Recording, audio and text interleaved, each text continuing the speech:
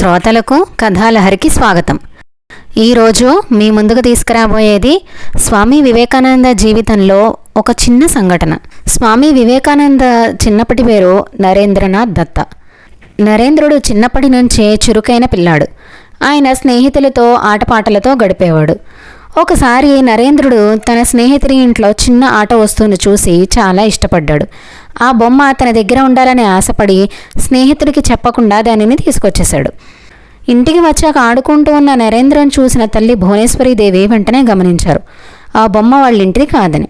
అప్పుడు ఆమె తల్లి అడిగింది, నరేంద్ర, ఈ బొమ్మ మన దగ్గర ఎక్కడి నుంచి వచ్చింది అని అడిగింది. అప్పుడు నరేంద్ర సిగ్గుపడుతూ చెప్పాడు, అమ్మా, నేను నా స్నేహితుడి ఇంటి దగ్గర నుంచి తెచ్చుకున్నాను అని.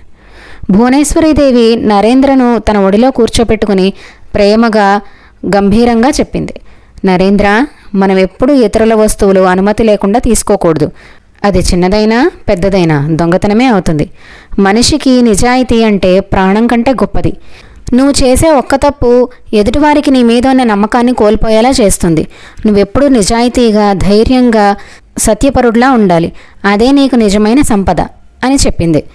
తల్లి మాటలు విన్న నరేంద్ర చిన్న హృదయంలో ఒక గొప్ప మార్పు వచ్చింది. వెంటనే ఆ బొమ్మను తిరిగి తీసుకెళ్లి స్నేహితుడికి ఇచ్చేశాడు. ఆ రోజు నుంచి నరేంద్రుడు ఎప్పుడు తల్లి బోధనను గుర్తుంచుకున్నాడు. నిజాయితీ, సత్యం, ధైర్యం అనే విలువలు ఆయన జీవితానికి పునాది అయ్యాయి.